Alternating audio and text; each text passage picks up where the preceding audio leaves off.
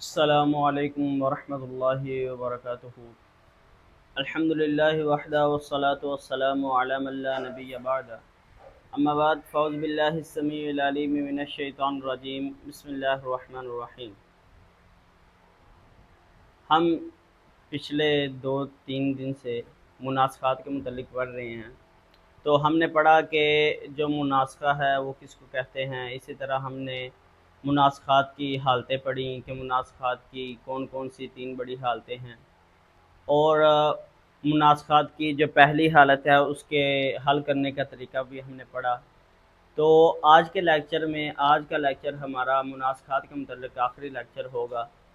تو اس لیکچر میں ہم یہ پڑھیں گے کہ جو دوسری اور تیسری حالت ہے مناسخہ کی، اس کو حل کرنے کا طریقہ کیا ہے۔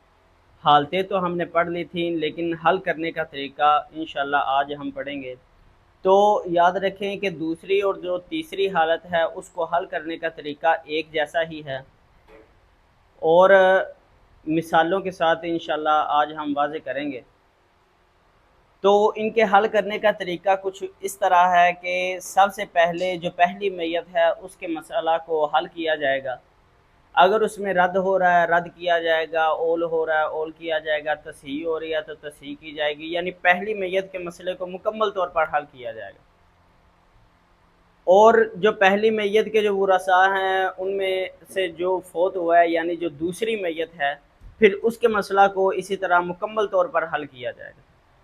پہلا اصول، پہلا قاعدہ حل کرنے کا ان دونوں کو، یعنی دوسری اور تیسری صورت کو حل کرنے کا طریقہ یہ ہے کہ پہلی میت کو کہ جو ورثاء ہیں ان کو حصص ان کے مکمل دیے جائیں گے، بغیر کسر کے دیے جائیں گے، یعنی اگر تصحیح ہو رہی ہوگی تو تصحیح کی جائے گی۔ اسی طرح جو دوسری میت ہے اس کے مسئلہ کو بھی مکمل طور پر حل کیا جائے گا۔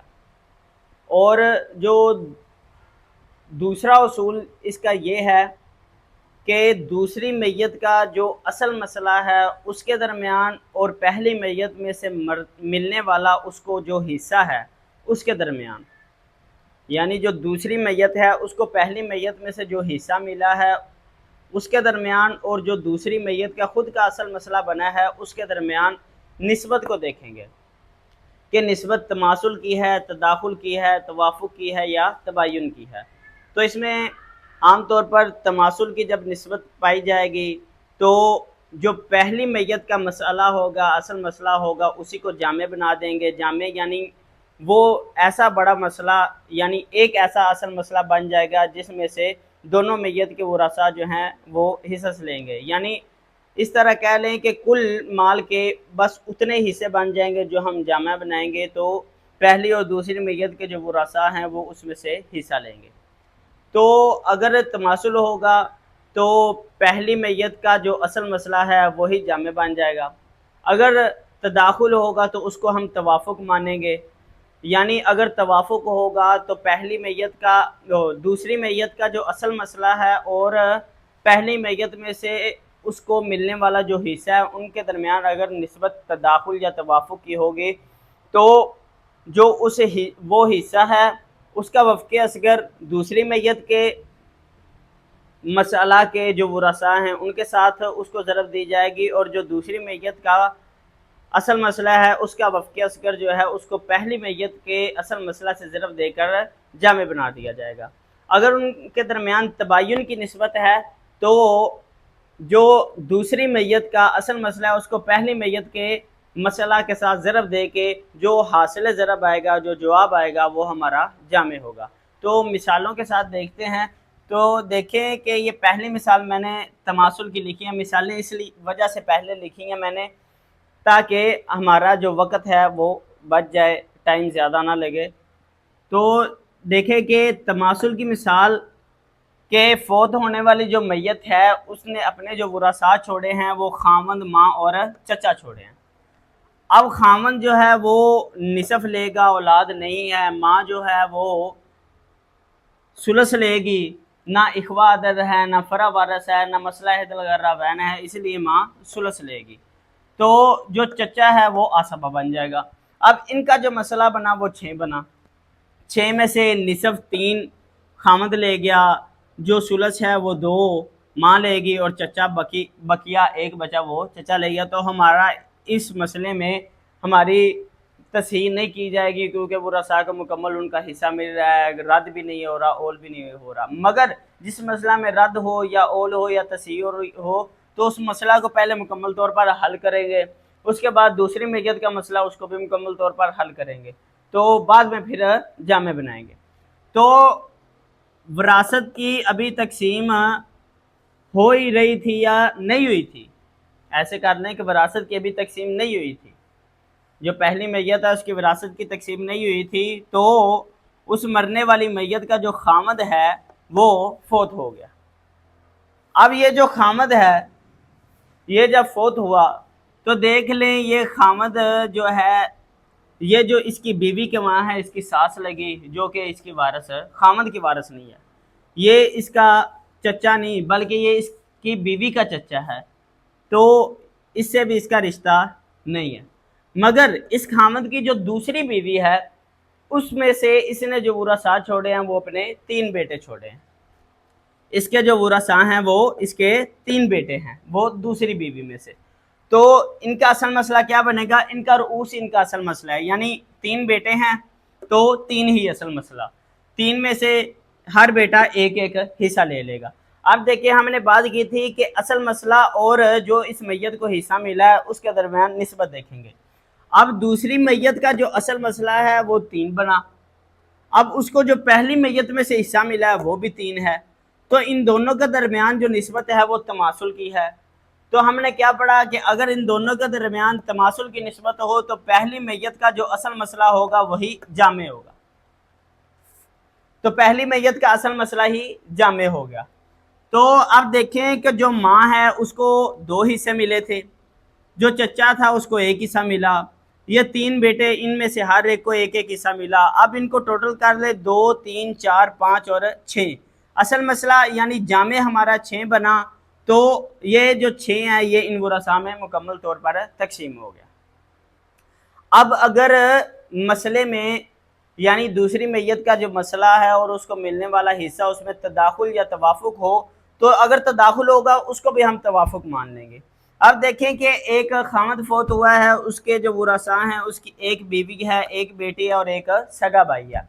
اب بیوی کو سمن ملے گا، بیٹی کو نصف ملے گا اور سگا بھائی عصبہ بنے گا، تو اصل مسئلہ جو ہے وہ 8 ہو گیا، کیونکہ 2 کا 8 میں تداخل ہے، اصل مسئلہ 8 ہوا، 8 میں سے ایک 8واں حصہ جو ہے ایک وہ بیوی کو ملا، اور نصف جو ہے وہ بیٹی کو ملا، یعنی 4، اور 4 اور 1 5، اور بقیہ جو 3 بچے وہ بھائی بطور عصبہ لے جائے گا۔ اب دیکھیں کہ وراثت کی ابھی تقسیم نہیں ہوئی، تو جو خامن تھا اس کی بیٹی فوت ہوگی، یعنی پہلی میت کی ابھی وراثت کی تقسیم نہیں ہوئی، اس کے جو ورثاء تھے ان میں سے اس کی بیٹی فوت ہوگی۔ اب جو بیٹی فوت ہوئی ہے یہ جو اس خامد کی بیوی تھی اس بیٹی کی ماں لگی، یہ سگا بھائی جو اس خامد کا تھا اس بیٹی کا وہ چچا لگا۔ اب اس بیٹی کے جو اپنے ورثاء ہیں وہ کون کون تھے؟ اس بیٹی کی شادی ہوئی تھی، اس کا آگے ایک خامن تھا اور اس کی بھی آگے ایک بیٹی تھی۔ اب اس کے ورثاء کون کون سے ہیں؟ دوسری میت کے ماں، چچا، خامد اور بیٹی۔ اب جو ماں ہے وہ سدس لے گی اور چچا عصبہ بنے گا، خامن جو ہے وہ بیٹی کی موجودگی میں ربع لے گا اور بیٹی نصف لے گی۔ اب ان کا جو اصل مسئلہ ہے وہ 12 بنا، کیونکہ 6 اور 4 میں جو ہے 4 کا 2 کا 4 میں تداخل ہے، 6 4 میں توافق ہے، تو اصل مسئلہ 12 بنا۔ تو 12 میں سے جو سدس ہے چھٹا حصہ وہ 2 ماں کا ہو گیا، اور ربع 3 وہ جو ہے وہ خامد کا ہو گیا، اور نصف 6 یہ بیٹی کا ہو گیا۔ 6 اور 3 9 اور 2 11، پیچھے 1 بٹا وہ چچا بطور عصبہ لے جائے گا۔ اب 12 یعنی دوسری میت کا جو اصل مسئلہ بنا وہ تھا 12، اس کو جو حصہ ملا تھا پہلی میت میں سے وہ تھا 4۔ اب 4 اور 12 کے درمیان جو نسبت ہے وہ توافق کی ہے، تداخل بھی ہے اور توافق بھی ہے، لیکن ہم یہاں پہ تداخل کو توافق میں بدل لیں گے۔ اب جو 4 کا وفق اصغر ہے وہ 1، وہ اس میت کے جو ورثاء ہیں ان کے ساتھ اس کو ضرب دی جائے گی، اور جو 12 کا وفقی اصغر ہے وہ ہے 3، 4 1 4 4 2 8 4 3 12، 12 کا وفقی اصغر ہے 3۔ وہ جو 3 ہے اس 3 کو ہم پہلے مسئلہ سے، جو پہلا اصل مسئلہ پہلی میت کا مسئلہ بنا اس سے ضرب دیں گے، جو جواب آئے گا وہ ہمارا جامع ہوگا۔ تو 12 کا وفقی اصغر ہے 3، 3 کو ضرب دیا ہم نے 8 سے، 8 3 24۔ اب دیکھیں کہ پہلی میت میں سے بیوی کو مل رہا تھا، پہلی میت میں سے بیوی کو ایک حصہ مل رہا تھا، اور دوسری میت میں سے بیوی کو، بیوی جو ہے وہ اس بیٹی کی ماں بن گئی تو اس کو مل رہے تھے 2 حصے۔ اب یہ جو 3 ہے، یہ جو 12 کا وفقی اصغر 3 ہے، اس کو ان سب کے سہام کے ساتھ ضرب دیں گے جیسے ہم نے تقسیم میں کیا۔ اسی طرح یہ جو 4 کا وفقی اصغر ہے 1 ہے، اس 1 کو ان سہام کے ساتھ ضرب دیں گے۔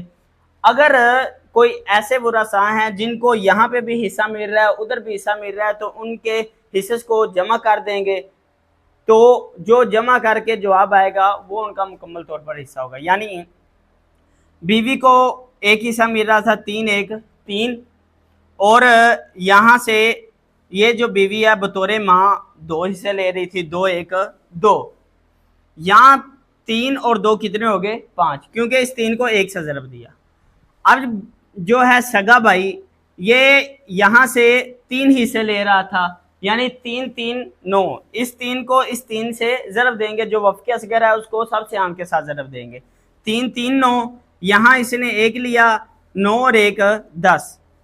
اب جو خامد ہے اس نے دوسری میت میں سے حصہ لیا ہے تو اسی لیے 3 1 3 6 1 6۔ اب ان کو گن لے، 10 اور 6 16 اور 3 19 اور 5 24۔ تو یہ مسئلہ اس طرح حل ہوا۔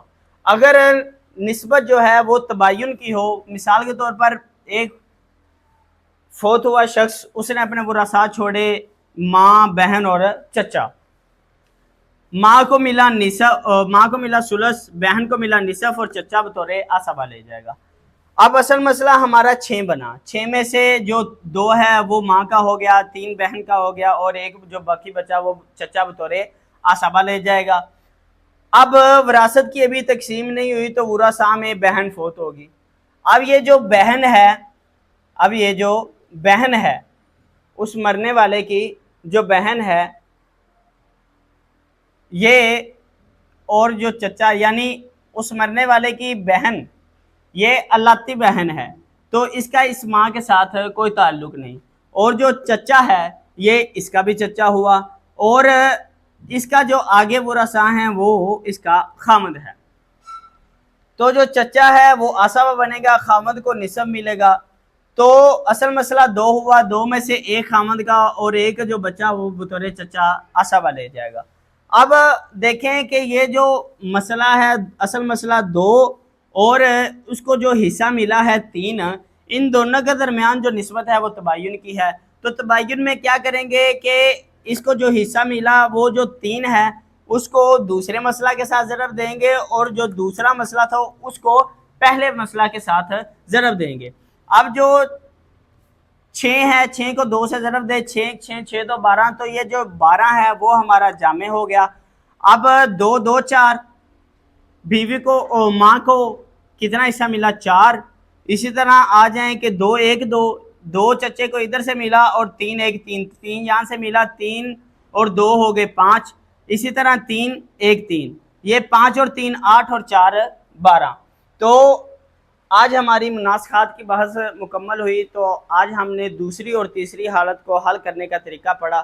تو میری اللہ رب العزت سے دعا ہے کہ اللہ رب العزت ہمیں ان باتوں کو سمجھ کر ان پر عمل کرنے کی توفیق عطا فرمائے۔ وما توفیق الا باللہ۔ السلام علیکم ورحمۃ اللہ۔